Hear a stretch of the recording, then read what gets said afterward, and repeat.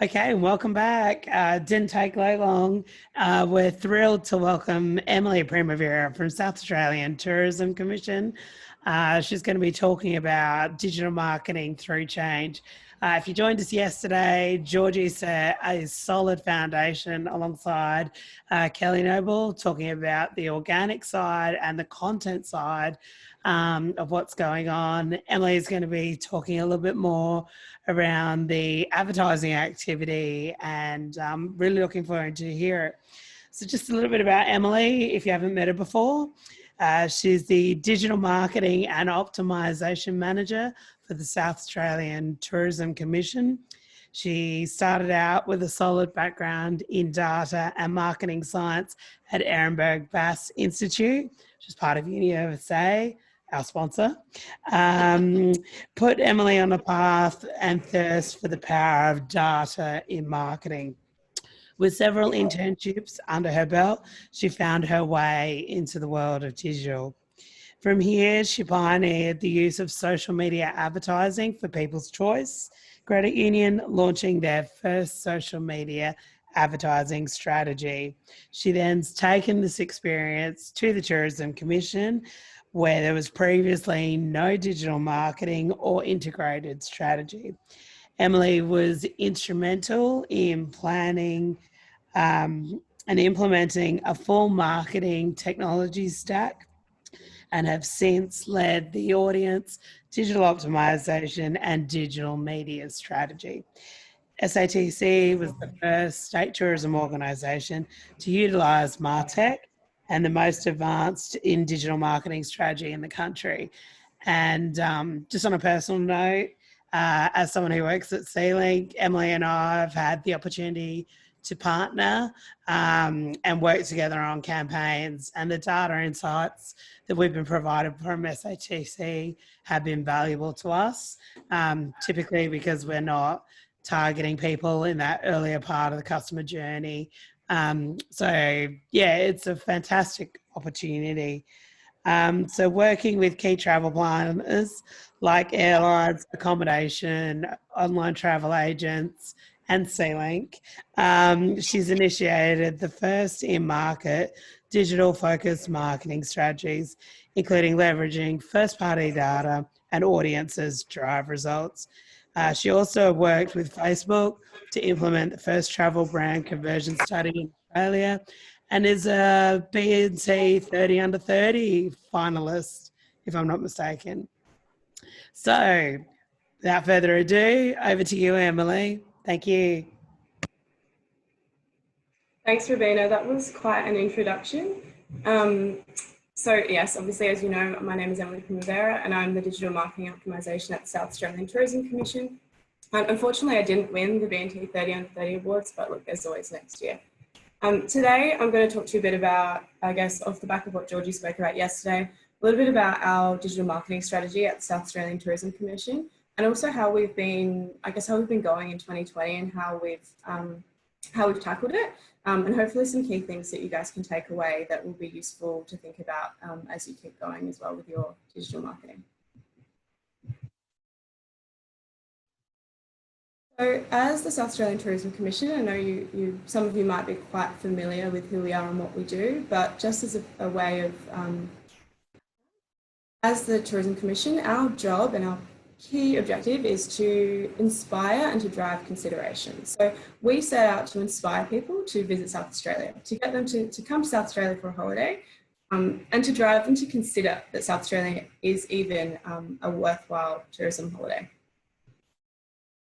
What are we trying to achieve? So as an STO, as a state tourism organisation, our aim is to build the awareness of South Australia as a tourism destination and to generate leads to the industry. So generate qualified travel partner leads and leads to deliver sales and referrals to tourism businesses in South Australia, as well as industry partners, so airlines, travel agents, as Robina mentioned, people like C-Link as well, to get people ultimately to spend and visit in South Australia. So our main aim, obviously, is to increase tourism expenditure and visitation in South Australia. It comes with lots of challenges, and especially in terms of digital marketing. Because I know most of you either work for a brand or have lots of brands that you manage as a part of a consultancy. And as a part of that, you know you have lots of products or you're familiar with those products. I used to work at a bank. We, naturally sold home loans and personal loans and things. We had clear products. As an STO, as a state tourism organisation, we don't have any products. So we have so much content, as Georgie talked about yesterday, so many cool places to see and to do, as many of you know as well. But we don't own any airline seats. We don't own any hotel rooms. We don't have any tours that we can take you on. So our key assets are our audiences, and they are the people that we know are interested in South Australia. But then how do we translate this into visitation and expenditure? Because as I said, that's our main aim, but we can't actually sell anything. How do we solve these challenges? And in particular, how do we solve them in 2020 when it's even tougher than? So you know, and I know, when you're booking a holiday, you don't always do everything in one particular order. So you don't always look at flights first. Sometimes you might be scrolling through your Instagram feed and see that your friend posted an awesome picture of Kangaroo Island and you think, maybe I want to go there. Or perhaps you've been reading an article on Glam Adelaide, or you've found a really cool Airbnb you want to stay in. But you don't always do it in the same order, and you don't do it each time or for each destination that you go to. So it's not a linear path to purchase. We love it as much as it could be that path that is inspire, plan, book, travel, and share. But that's the challenge for us, is that it's not. So how do we tackle that? And how do we get people through that funnel and get them to come and visit South Australia? We have some great brand campaigns, as you would have seen with Book Them Out, post bushfires. Also, you would have heard a lot about it in the media, not necessarily in the creative in Adelaide, but Old Mate was a great campaign. And these campaigns do a really big job in terms of reaching a wide audience and encouraging people to start to think about South Australia, or inspiring them to travel. How do we address and how do we bring people along that consumer journey that I mentioned and bring people to actually start planning and booking a holiday? The way that we tackle that is with our performance media. So our digital media is focused on driving the planning and the booking and getting people down that consumer journey, getting them to take that inspiration and to start thinking about planning and booking. Whether that's from coming onto our site, leaving, and then jumping onto, to look at a Sea-Link website or to book an accommodation operator. That's where we're really focused on, is that planning and booking. Naturally, we look at this across key channels, those being paid, owned, and earned, and looking at how we leverage those across our digital marketing media, but also the assets that we own, so our website, as well as our EDM, and our own social, as well as how we link in with our organic strategy and of course our PRs. But as I mentioned, because we don't sell anything, so we don't have any products, we needed to define how we would say that we are generating an interest in South Australia, or how we're encouraging people to start planning. What we determined was that we could define a travel partner lead, which is a click to a website or an email or a click to call a tourism operator via one of the many thousands of listings on our website. We also look at the click to visit a tourism operator or a travel partner, like an airline or a ferry operator or an online travel agent. And we define that as a travel partner lead.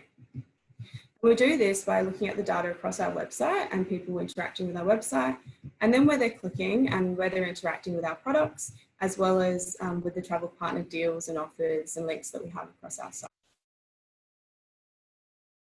But as I mentioned, because we don't sell anything, but we know South Australia has amazing, unique, compelling reasons to come for a holiday, we needed to define what our key brand pillars were and what makes South Australia great and what makes it a unique destination to travel within. So we did that by defining what those are, and we defined them by 6 brand pillars. Those are to do with food and drink and wine and the great offerings that we have, our boutique and accessible capital city, and proximity to beaches and out to the regions. The fact that we have so many great events that happen all through the year, our natural landscapes from the Flinders through to the river, how you can immerse yourself in those experiences. as well as getting up close to nature, getting up and doing some really cool wildlife encounters, swimming with the sharks, things like that.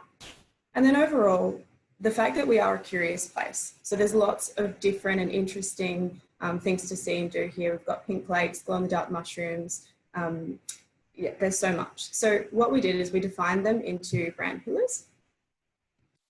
We worked with them across our audiences. So on our digital platforms and on our assets, we had identified our interest-based audiences based on the fact that people were interested in the content and in the information about those different pillars. So as I mentioned, with events, food and drink, nature, wildlife, and city. So once we could identify and define that people were interested in these certain things, then understand they're interested in a certain brand pillar or certain activity, and then where they sit in the funnel.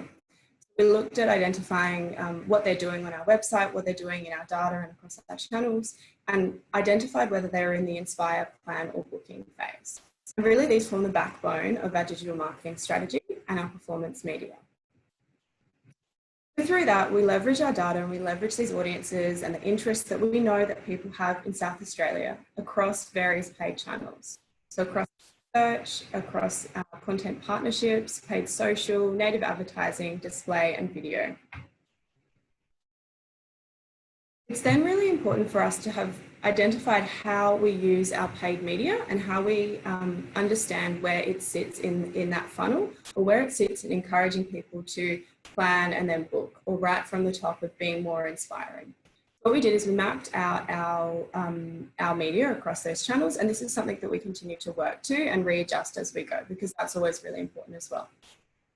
We maintain the strategy across prospect and display, right through down to social, which fits lots of parts of the funnel, and then right down to paid search, driving that action, that demand, that booking. Now, paid strategy focuses on optimizing towards a click out to an operator or generating a lead to a travel partner. We focus on ensuring that we have a really broad strategy that covers anything that anyone could be interested in South Australia, and ensuring that we're finding people that are most likely to click out and go to an operator or start booking them. Our paid social activity looks at the full breadth of the funnel, so across our Feel, Think and Do creatively, or Inspire, Plan, Book, which includes our brand activity, as well as pillars, so events like Lots of Party, and also right through to accommodation, where we know that people are ready to book or start. Across our display is where we also leverage our audiences really effectively to ensure that we can maintain our brand, but also run our campaigns using our audiences and different audiences as well. And with that, we adjust our creative to ensure that we're being really personalised and we're remarketing to move people further through the funnel. And what we've seen through that personalisation and that targeting is we've seen a really high CTR, and it's continued to increase. We've increased the cost at which we generate a lead to a partner, so the cost at which we encourage people to actually start booking. And for that, and for us, it means there's more leads for our partners. So more people are starting to book and plan, and more people are getting out into region and getting to visit South Australia. Search engine optimization is also really important, and it's something that we consider on a day-to-day.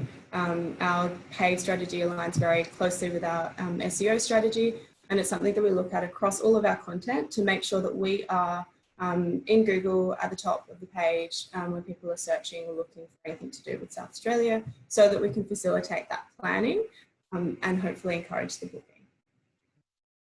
2020. So as we all know, 2020 has been a big year, and it's been particularly challenging for us in the tourism industry. So with that, I've pulled together some 4 things that I think, when I was reflecting on it, this is what we really considered and what held us together, and what meant that we could continue to operate really well and continue to provide support for the industry, but also encourage people to start travelling when they can, and enjoy what South Australia. I'll go through the key things in the next couple. But what they are is really be clear on what you know, and I hope you can take all of these things in action, and we'll think about them in your strategies as well. So being clear on what you know and staying strong on this. Know your brand, know what you have. If you have products, know what they are and work with them and stick to them. Your always on activity should be your rock.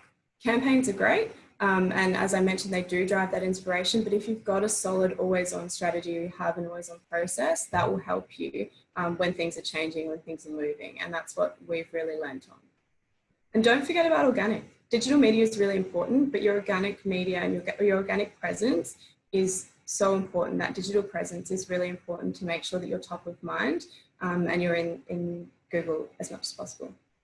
As well as ensuring that measurement and performance is also top of mind, and keeping that in mind will help you stay on the path to achieving your goals. With this, sticking to what we know and what we knew is that we knew our pillars. So when we were in lockdown and we were in isolation and we couldn't do anything, what we knew was that we could still promote the beautiful destinations in South Australia. And we knew that we knew that we could do things like just adjust the copy on our ads, adjust the creative just slightly to get people to maintain that dreaming or that inspiration, and not necessarily to plan and book now, but they could do it when they were ready. And because we knew what we were currently running and we knew what those brand pillars were, we could just adjust really quickly and easily based on what was happening in our environment. We also could do things like use, tap into our audience and understand that if they were interested in something on organic social media, we could push that into our paid space, and we'd see that perform really well. So that's really what we did to make sure that we were still in line with what the consumer wanted to see and giving them what they wanted to see, and also ensuring we could still get people to sign and continue to inspire them. And we could do this across our pillars. So ensuring we're still showing people the best of South Australia, all those unique elements, and even adjusting to things like knowing we could easily adjust some copy and update some headlines to note that, it's school holidays and you can start planning, or there's the June long weekend and things like that. And again, because it was our strategy and we knew what our brand pillars were and we were always focused on them, it meant we could stay on brand and on objective without having to chop and change constantly based on what was happening. But of course, it really helped to have that always on strategy. So plan to UNPLAN, and everyone sort of talks about, well, if we had a plan in 2020, or if we didn't have a plan, what would the difference be? But really, we did have a plan, and we have a massive spreadsheet. We worked through that, and that helped us. I think it helped my sanity. It helped our sanity, definitely. But it also meant that we could maintain that interest in South Australia. We could stay top of mind outside of campaign periods. We didn't need to wait. There was no downtime. We could always be chopping and changing, adding things in, pulling things out, adjusting things based on that plan that we did have, which meant we could support the industry. So it meant we could, whilst you couldn't drive out to Lot 100 and go and sit down and have a pizza and have a great tourism experience in the Adelaide Hills, we could promote that you could buy a DIY pizza box and you could make that at home. So we were able to do that really quickly and pivot and pull those into our always on media. It also meant we could adjust for seasonality in the situation. So we're able to quickly say, yep, we know there's school holidays coming up. What can we talk about here? Even though you can't get out and do things. And yeah, as I mentioned, it helped us really adjust and make sure that we maintained that momentum, maintain that planning and that booking or that inspiration while we could, even though we weren't doing big campaigns, or even when people were in lockdown or really hesitant to travel post bushfires. We didn't lose sight of organic, and that's really important because Google is top of mind for everyone. When you're searching for anything, that's where you go. It is the biggest search engine. And in saying that as well, so is YouTube. YouTube is the second biggest search. So with that, we really held on to our SEO strategy. We made sure that we leveraged Google tools. I know Alyssa was just talking about them as well, but we really leveraged Google Trends, Search Console, and Keyword Planner to stay on top of user insights, consider what they were, and look at actioning them. And they're free and easy and simple tools to use, and you can get so much out of them if you look at the data and then actually think about how that applies to what you're doing in your business. It also meant we were considering the consumer. We were knowing, what they were searching for, what they were interested in. And for the first time, we built a campaign page that really leveraged organic. So we didn't build a campaign page with, a top headline about the campaign, but we actually built one to address the fact that people were searching for COVID and coronavirus travel information. So that's what we needed to provide to the consumer. And after the bushfires, we knew that people were looking for content and looking and asking questions on our organic social and asking questions in search engines about how they could support operators, what they could do, how they could travel after the bushfires. So we were able to pull that content together and really leverage that and be there top of mind, front of mind for the consumer when they're looking to travel. We also didn't lose sight of a measurement and performance. And because this is always top of mind, we knew when we needed to adjust something. So we knew when we weren't going to be hitting our objectives or when we needed to adjust them slightly to ensure we were meeting what the consumer wanted. And also what we needed to address in the industry. So we knew after the bushfires that it was really important for us to get people to Kangaroo Island, get people out to the hills and start to support the industry again, and also get them to see the beautiful places that we have to offer. So what it meant was that because we knew that and we could see the intent and the interest there, we could really encourage and start ramping up deals and offers across our site and in our media to get people to travel and to encourage that. And then also during COVID, when we saw the interest in booking travel, we saw the interest in clicking out to tourism operators start to drop off, we could look at and think about, well, what else can we focus on? How can we use our media and use our organic strategy to focus on other things that will continue to help people to plan their trip? So to look at, focusing on on-site engagement through our analytics platform, as well as focusing on EDM signups. So we continue to draw people in, encourage them to engage in South Australia, as well as increasing our audience and helping us to understand if people are still interested in South Australia and what they're interested in. And within all of that, we didn't forget to test and learn. And testing and learning is something Georgie mentioned yesterday. I know we do a lot of, because we know it's super important to always stay in touch with the consumer and understand if what we're running and what we're doing is working. Through that, we've seen some great results. And we've seen, by understanding what the consumer is interested in South Australia and serving them relevant content, being really personalised and targeted in our messaging, we could increase our click-through rate by 73%. So just by using our audiences, understanding what they were interested in, and then what stage of the funnel they were in, we have increased our click-through rate by 73%. We've also seen some great results year on year. So despite bushfires and despite COVID, that we're currently working through, we've still seen that interest in South Australia maintained because we do have that full funnel approach, right through from our brand campaigns, leading with that inspire message, through to the planning and the booking that we maintain in our digital marketing. So with that, we've seen our website visits increase 46% year on year. We've seen the leads that we generate to South Australian tourism operators and to travel partners like airlines and ferry operators and tourism businesses and travel agents and things like that. We've seen leads to those businesses increase by 65%. So it shows that there is that interest and people are planning and they are booking a holiday in South Australia. We've also seen the rate at which people visit our website and generate a lead. So that conversion rate or that interest, that lead generation rate has increased by 13%. So we know that people are more and more engaged by the way that we're inspiring them, encouraging them to plan and getting them to book. And I think it's great to see that we can continue to maintain this strategy and pull through even some of the toughest times. And I'm sure we might have more to come. So thank you. I've whipped through pretty quickly, but let me know if you have any questions. And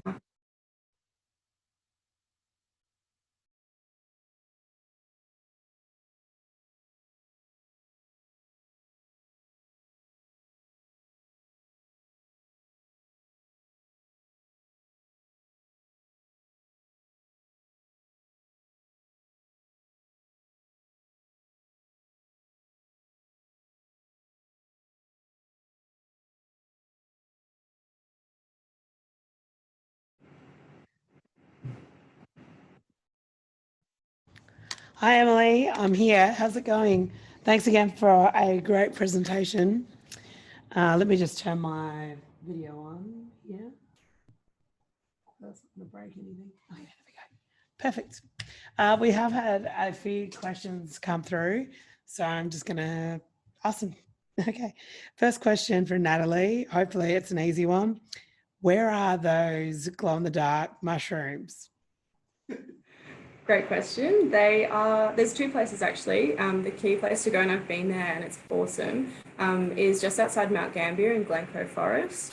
Unfortunately, you can't go on a tour this time of year because the season has ended, and also the lovely COVID. But you can still go and see them. And you can also see them in the Adelaide Hills. The peak season though is May to end of June, so you might have to wait until next year.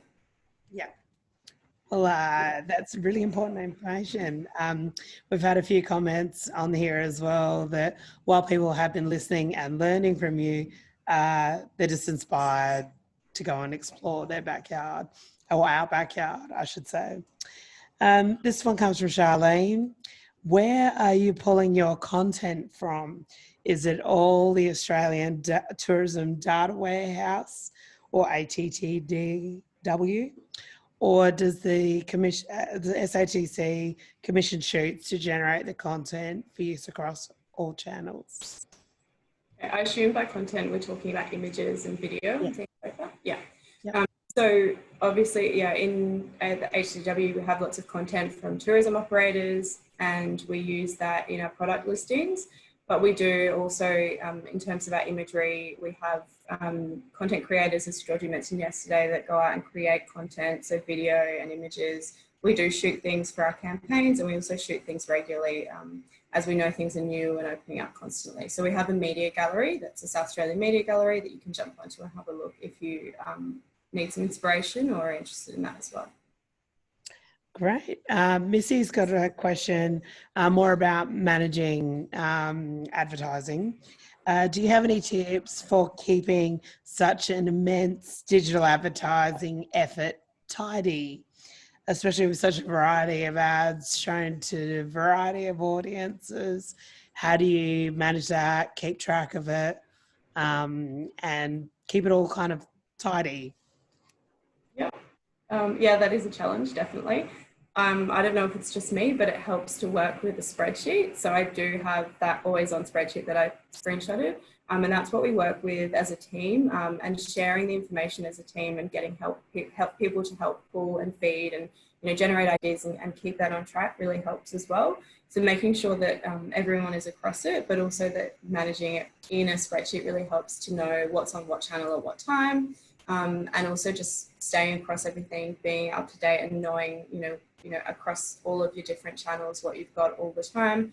It's in the spreadsheet, but also just jumping into the platforms every day, as well as also keeping an eye on analytics and being on top of that daily really helps.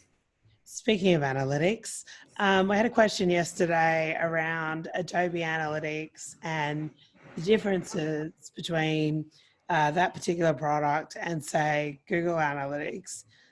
Could you tell us a little bit more about the Adobe platform and perhaps how it compares to Google? Yeah, of course. So Google Analytics is a free analytics solution, which means it's based on sampling, website sampling, and which is, that's fine when you have a small, low website with not a really high amount of traffic that's coming to it, because Google is quite accurate. We found that Google wasn't as accurate because we were getting so high levels of traffic to our website. So we do have an enterprise solution of an analytics platform, which is Adobe Analytics, but it is very similar to Google Analytics 360 and all the other platforms that are out there in terms of enterprise analytics. It just means that the data is more accurate. It's based on our information that is on our site. We can make adjustments to it, and it's very specific. It's also updated on the hour, so it's very accurate in that sense as well. Okay. And Rachel also has a question here. With limited resources and funding, where should tourism organisations put their energy and focus on? Again, I think organic is really important. Staying on top of that and knowing just what your digital presence looks like to a consumer when they're actually thinking about planning and booking. I think that's super important. So Google My Business is really important and all of that.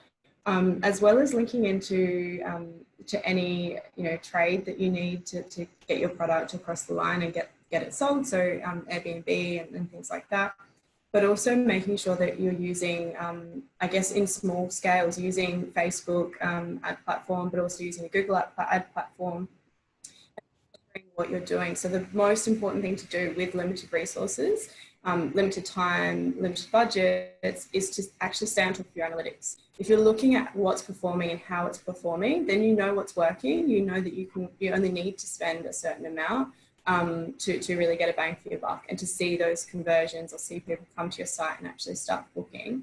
And that's the most important thing, is actually just really just tracking and staying on top of all of that. And I think that's how you see the most benefit. I guess the other question I have, and this is definitely tourism heavy, on the back of that, if tourism organisations are looking to leverage the activity of SATC, what can they do to make sure that their listing looks great on southaustralia.com, for example? Yeah, so obviously, yeah, it's really important to make sure that your HW listing is up to date, and that it is essentially a landing page for your own business and your own site. So the way that we see them is, it's the simplest way to show to show what your business is in a small, in a short space, that gets people to click out and it makes them interested. So it's like an ad, it's free, and it just gives you an extension of your website on our website. And then, of course, on top of that, just keep in touch with us and let us know what you're doing. If you have any changes, update your listing, make sure that's live and accurate. And then on from that, make sure that the links that you're linking to from that listing are the most relevant links. So the booking links, they're your landing pages that will get people through to actually see your product.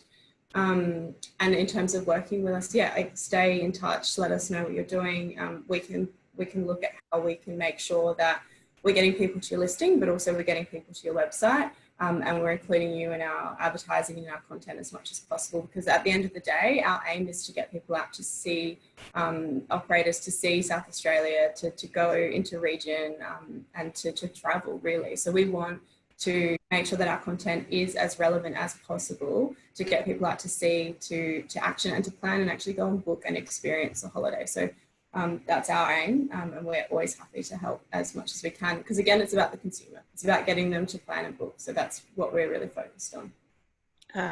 Yeah, it's great to hear.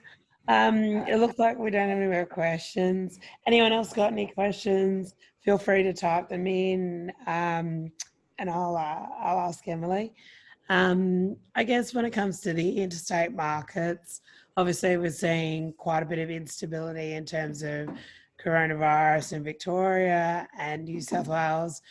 Travel restrictions won't be lifted for New South Wales and ACT on Monday as planned.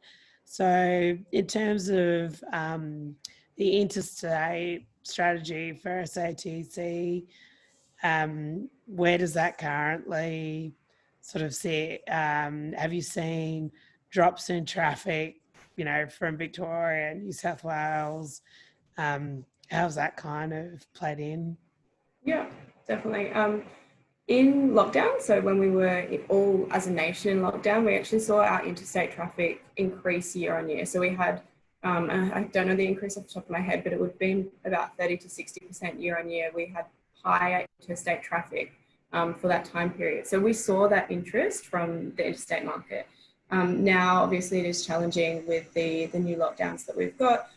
But what we've seen is we've been able to pivot and adjust our messaging to go back to the messaging that we were running similar to during the lockdown. So ensuring that people are still engaged and interested and inspired, because ultimately if they want to go somewhere, if you want to go on a holiday, you'll book it eventually when you can get to it. So it's just about maintaining top of mind awareness and being there for the consumer and letting them have that escape with our great content as well. And with our performance media, because we have that plan, we've been able to easily chop and change and adjust the copy that we're running or adjust the ads that we're running in Victoria, New South Wales, as well as open up to the wider, so the nation really, and make sure that we're targeting Northern Territory and we're targeting WA, and we're really finding the consumer that is interested in South Australia and getting, driving that interest, maintaining that interest and getting them to consider planning and booking instead. Great. Well, it looks like we're running a couple minutes early. I just want to say thank you again, Emily, for your time in preparing those slides and also presenting today. If there are any follow-up questions, I'm sure we can find their way to you. We will be grabbing some wines for our speakers this year from Adelaide Hills wineries that were affected by the bushfires in December and January. So please do let us know, Emily, your preference for sparkling white or red. And I'll probably be by the SATC office to drop it off in the coming week. But again, I just want to say thank you and great presentation as well. To our attendees, it's time for morning tea. Please go stretch your legs, go to the toilet, tweet with the hashtag #DigitalADL, and we'll be back at 11:10 with Paul Gordon. Thank you. Thanks for having me.